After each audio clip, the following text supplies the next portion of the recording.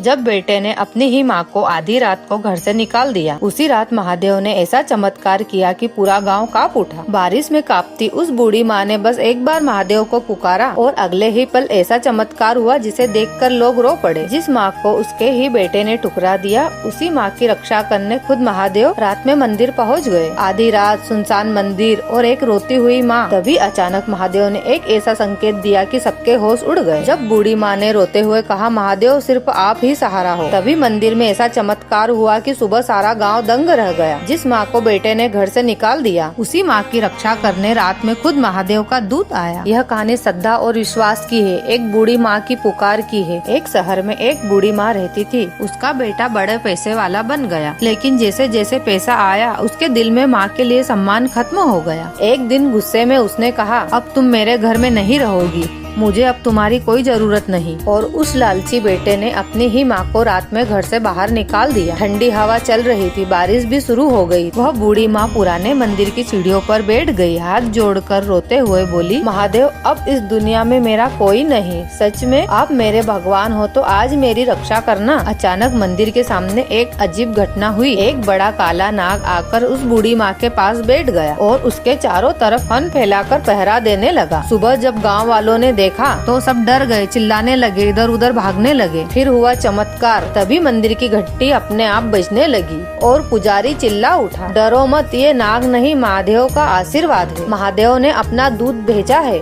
माँ की रक्षा करने के लिए। तभी अचानक वह नाग गायब हो गया और उसी समय उस बेटे को अपनी गलती का एहसास हुआ। वह दौड़कर मंदिर आया और माँ के पैरों में गिरकर रोने लगा। उस दिन पूरे गांव ने कहा, जिसकी रक्षा खुद महादेव करते हैं उसे दुनिया कभी अकेला नहीं छोड़ सकती। जो माँ बाप का दिल दुखाता है उसे भगवान भी माफ नहीं करते। कहानी पसंद आई हो तो हर हर महादेव जरूर लिखे कमेंट में।